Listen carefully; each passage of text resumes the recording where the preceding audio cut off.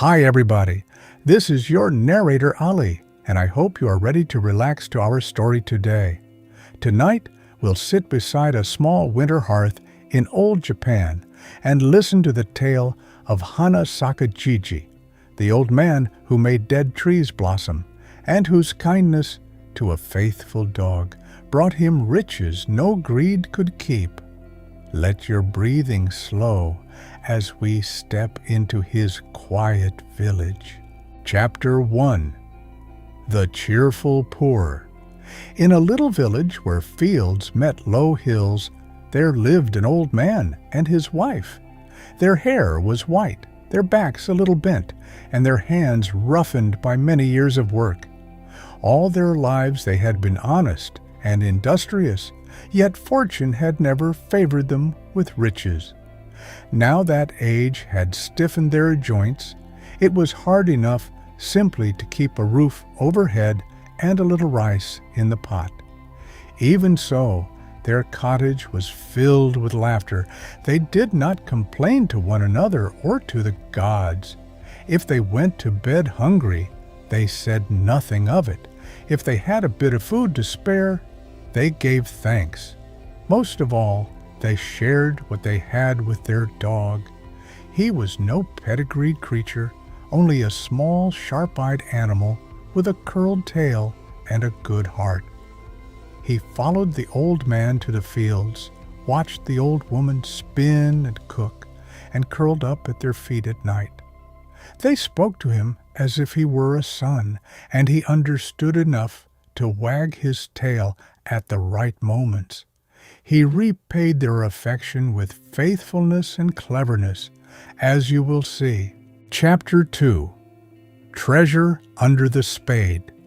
One evening in late afternoon, when the sky was soft and the air cool, the old couple went out to dig in their little garden.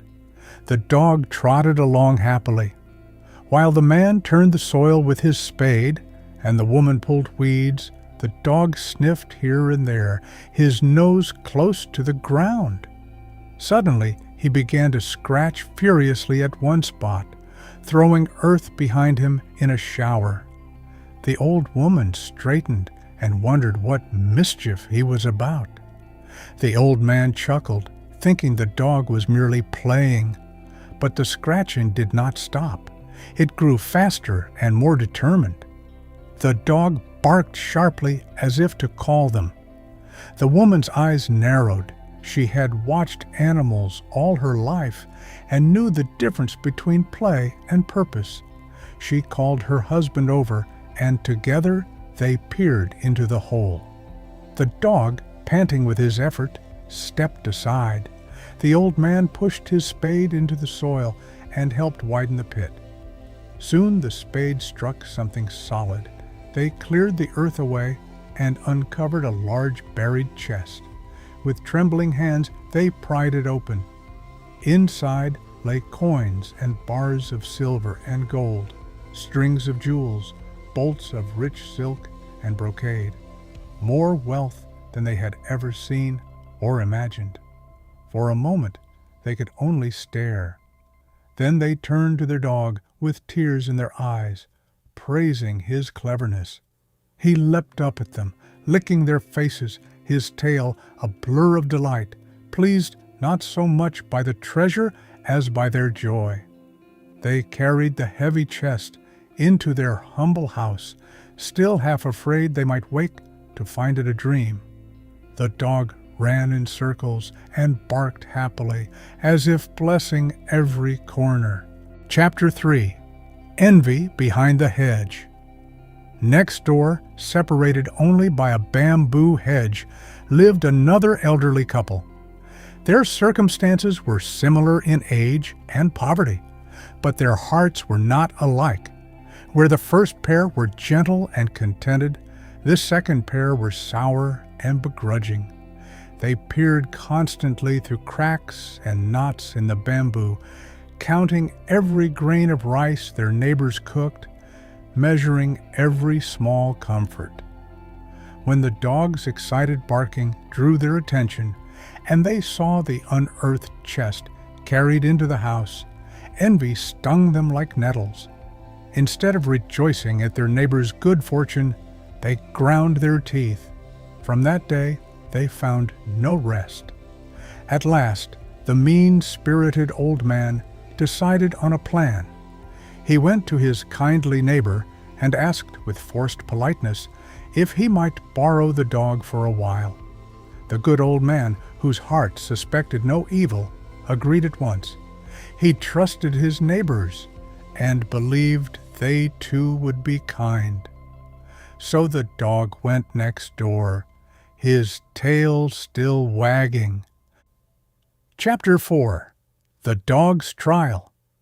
The greedy couple brought the dog into their best room. They set before him an elaborate meal, fish and rice, delicacies and sweet things. They addressed him respectfully, calling him an honorable dog and praising his wisdom. They urged him to eat well, then to find treasure for them as he had for the others. The dog, however, would not touch a morsel.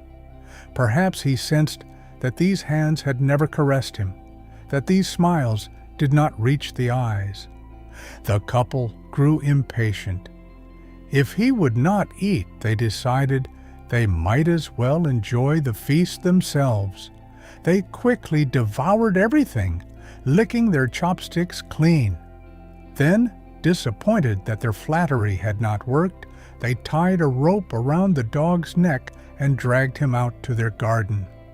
There they commanded him to sniff and dig.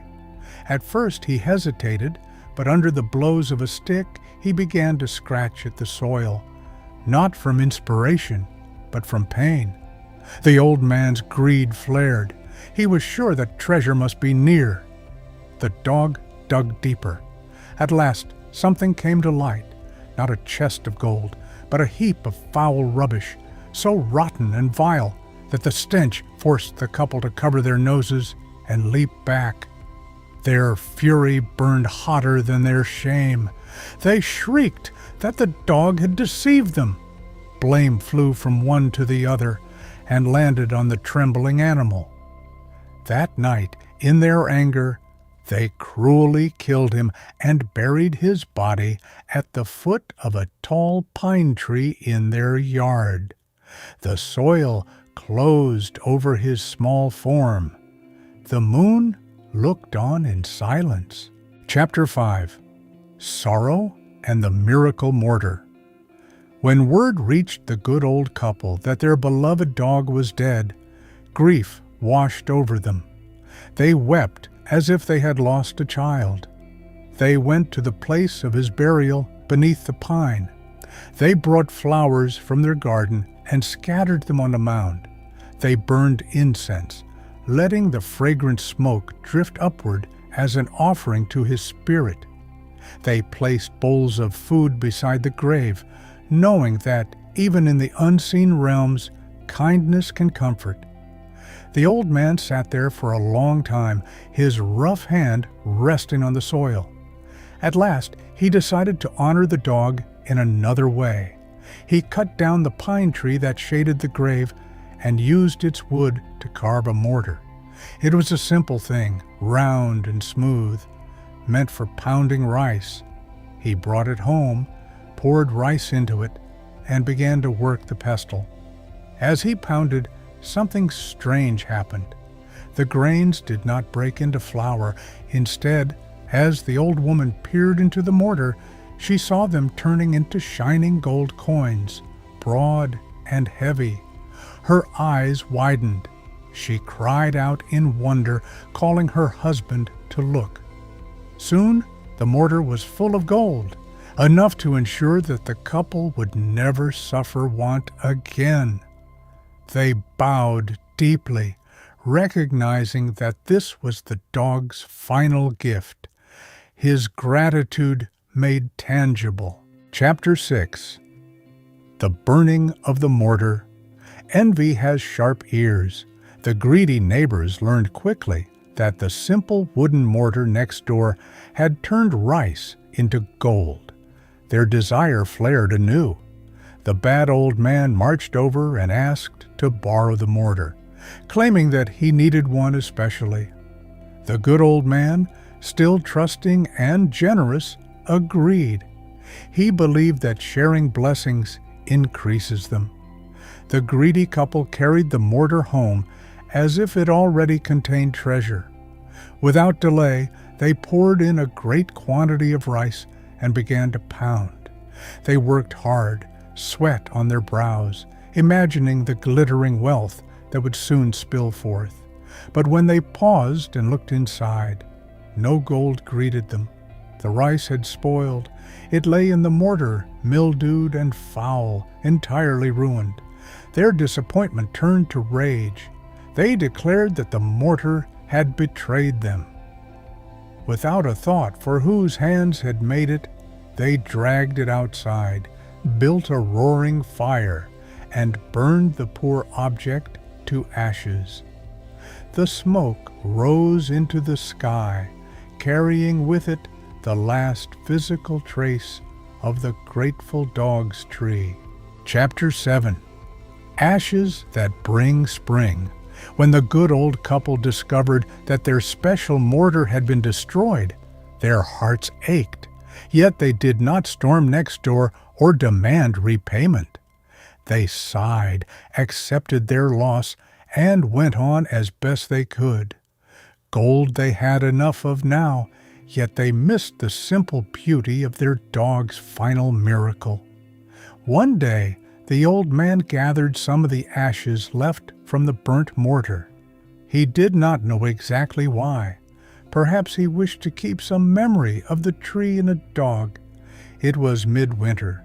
The fields lay bare, and the trees stood dark and leafless. Snow hardened the ground. No flowers dared to open.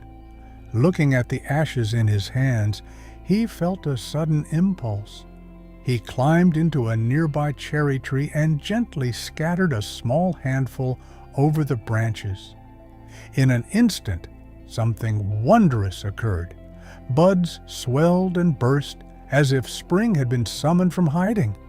The bare limbs were suddenly clothed in clouds of pale blossoms. Delicate petals perfumed the cold air. The old man stared, amazed. Here was a gift beyond gold. He realized that the ashes held the power to wake life in what seemed dead. He climbed down, heart pounding, and collected more ashes. Then, with simple resolve, he set off toward the palace. Chapter 8. Hana Saka Jiji at the palace. At the gates of the prince's residence, guards halted the old man. They asked his name and business. Standing proudly, despite his worn clothes and years, he announced himself as Hana Saka Jiji, the old man who makes dead trees to blossom. He requested an audience with the prince. Curiosity stirred in the courtyard. Word reached the inner chambers. Soon the old man was brought into the palace gardens, where fruit trees and ornamentals stood bare against the winter sky. The prince and his lady, wrapped in warm robes, came out with their attendants to see what he would do. The old man bowed respectfully.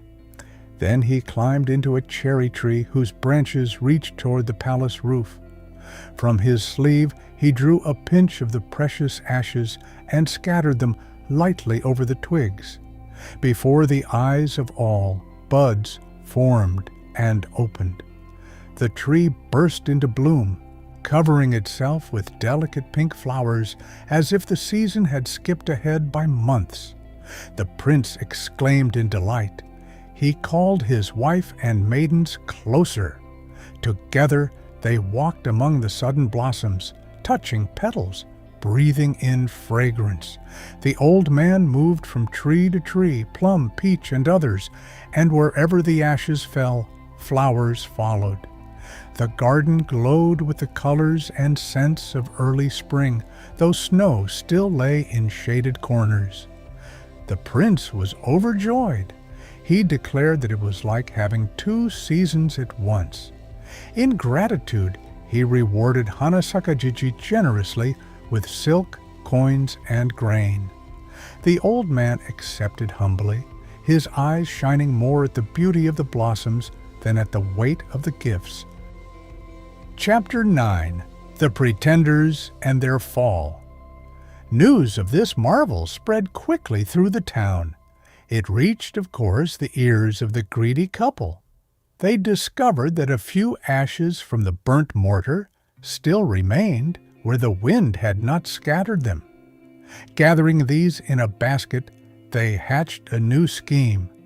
They dressed themselves as finely as they could and went through the streets, crying that they too were Hana Saka Jiji, capable of making dead trees bloom. They boasted loudly until word came to the palace. The prince, still enchanted by the earlier display, agreed to see them. He and his household assembled again in the garden, curious to witness more wonders. The covetous old man climbed into a tree with clumsy eagerness. He grabbed a handful of ashes and flung them about, but no blossoms appeared. The branches remained dark and cold. Instead, the ashes blew straight into the faces of the watching nobles, stinging their eyes and filling their mouths and noses. The prince coughed and wiped his face, anger replacing delight. He realized that these visitors were impostors. He ordered that they be seized and punished. The greedy couple received a thorough beating, their pride and backs equally sore. Shamed and miserable, they crept home under the eyes of the laughing townsfolk. Perhaps after such humiliation, they finally learned that envy leads only to emptiness. Closing reflection. Blossoms of Gratitude. So ends the tale of Hana Saka Jiji, the old man who made dead trees flower. At its heart lies a simple pattern. Kindness given to a small, faithful creature returns in unexpected abundance. The good couple never hoarded what little they had. They shared with their dog, they shared their miraculous mortar, and even after loss and betrayal, they did not harden their hearts. The gifts that followed, gold, blossoms, honor, were like petals shaken from a tree rooted in generosity. The greedy neighbors, by contrast, saw only what they lacked. They tried to seize magic without earning it, to copy miracles without kindness. Each time they grasped, what they touched turned foul, or showers of ashes blew back into their own eyes. Perhaps the story invites us to notice where we might be like each pair. Do we respond to others' good fortune with quiet joy or with resentment? Do we practice gratitude for the small dogs in our lives, those overlooked companions and simple blessings? Or do we ignore them until it is too late? As you drift toward sleep, imagine a winter garden suddenly bursting into bloom above you. Each flower a reminder that even in the barest seasons, goodness can wake hidden life. This is your narrator, Ali, thanking you for listening and wishing that kindness in your own heart may turn even the driest branches you meet into unexpected blossoms.